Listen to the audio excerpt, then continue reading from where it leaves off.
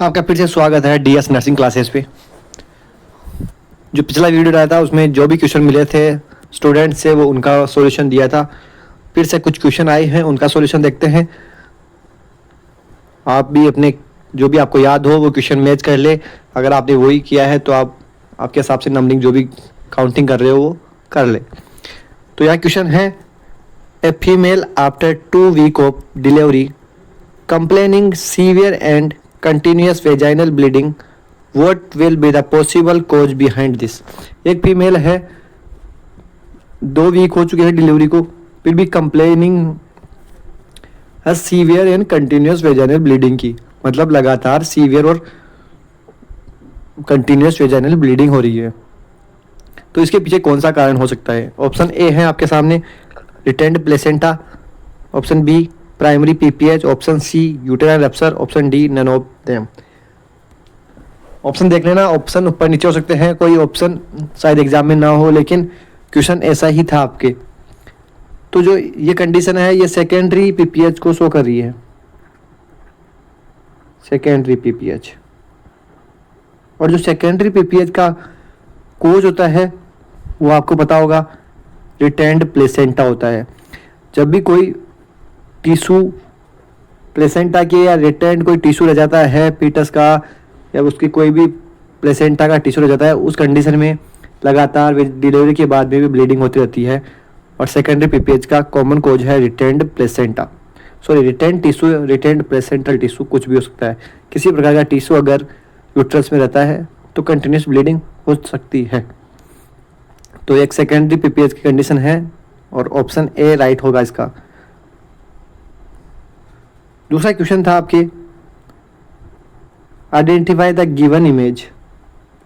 तो ये जो इमेज दी गई है इसको आपको आइडेंटिफाई करना है। ऑप्शन ए है जेनाइटल टीबी, ऑप्शन बी है बार्थोलिन सिस्ट, ऑप्शन सी है वेजाइनल कैंसर, ऑप्शन डी है हर्प्स इन्फेक्शन। बात करें ये जो इमेज दी गई है ये है बार्थोलिन सिस्ट की, बार्थोलिन सिस्ट की इमेज है।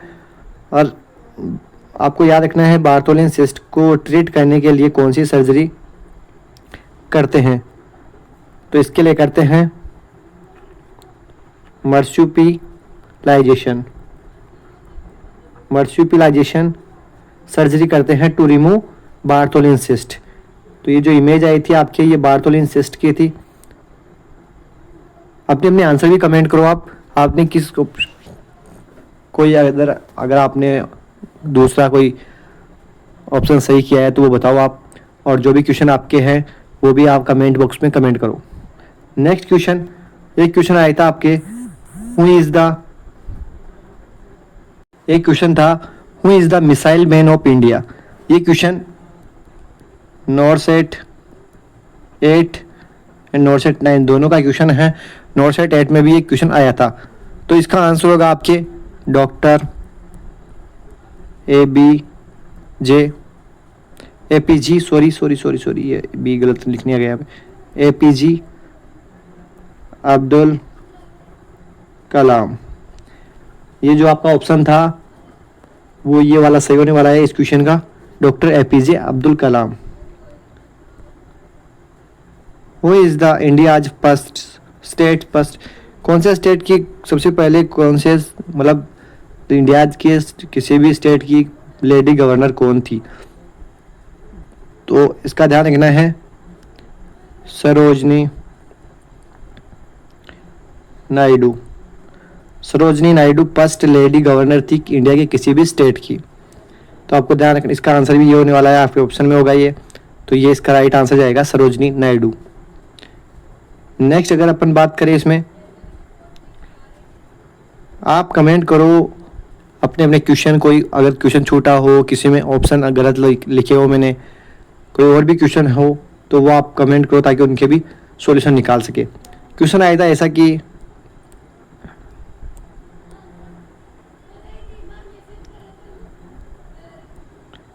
ये क्वेश्चन था ABG analysis of patient is.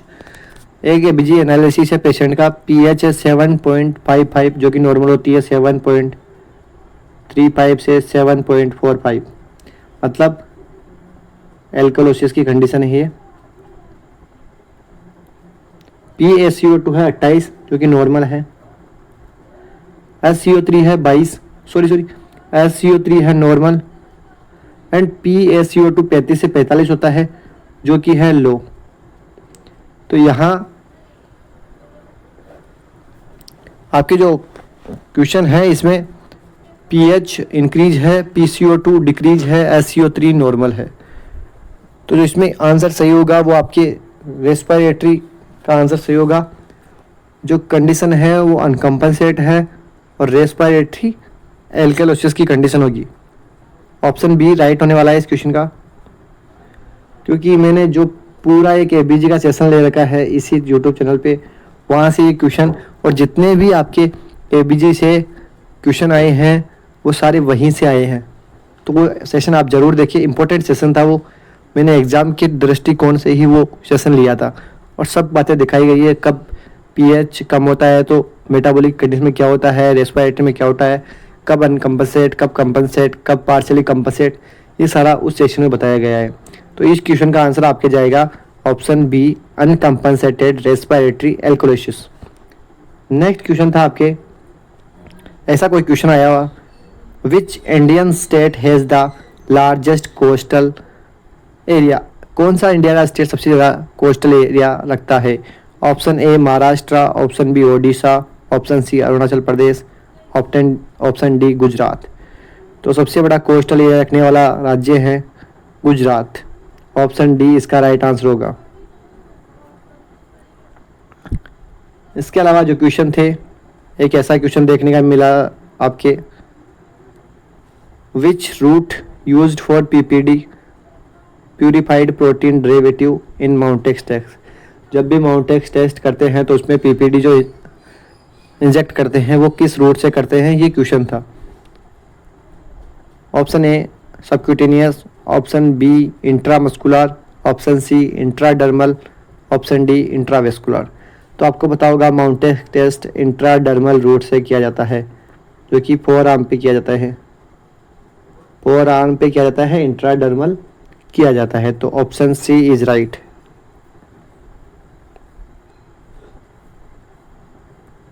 Next question, ऐसी एक इमेज आई थी, इस इमेज में आपको बताना था कि इमेज किसकी है। तो मैं आपको बताऊं, ये इमेज आपके हैं एक्स्ट्रोपी ऑफ ब्लेडर की। Exstrophy of bladder, abdominal wall defect था ये कि, और ये कंडीशन थी एक्स्ट्रोपी ऑफ ब्लेडर की। तो ये जो भी आपका ऑप्शन था उसमें एक्स्ट्रोपी ऑफ ब्लेडर राइट आंसर जाने वाला है। एब्डोमिनल वॉल डिफेक्ट से क्वेश्चन था ये। नेक्स्ट क्वेश्चन की बात करें तो ये इमेज आई थी टैंक की। इस टैंक को देख के बताना था कि ये कौन सी कंडीशन है। ये एक स्ट्रॉबेरी टैंक की कंडीशन है और ये देखने को मिलती है क्वास्की डिजीज में।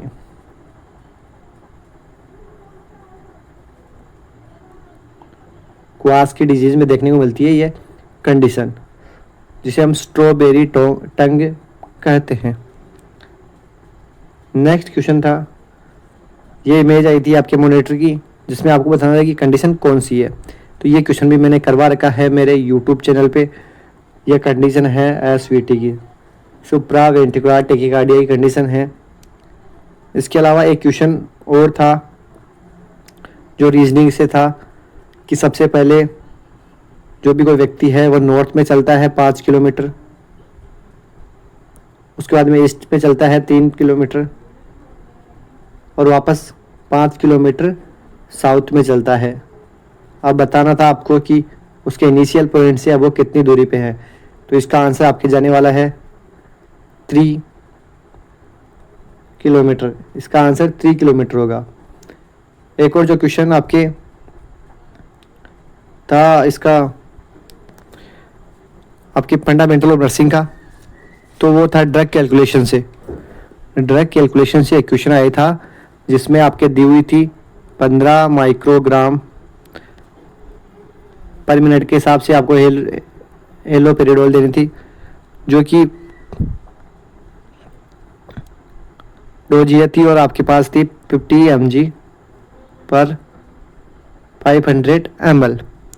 तो आपको पहले माइक्रोग्राम को mg में कन्वर्ट करना था, तो इसमें 1000 से डिवाइड करना था और उसके बाद में इसका आंसर निकालना था। तो इसका आंसर आपके जो भी ऑप्शन थे उनमें 9 ml पर मिनट के हिसाब से इसका आंसर आएगा, सॉरी पर आवर के हिसाब से इसका आंसर आएगा। तो ये क्वेश्चन थे। और भी कोई क्वेश्चन हो आपके तो आप कमेंट करें, उनके सॉल्यूशन हम अब यूट्यूब चैनल पर जल्द ही बताएंगे। Thank you.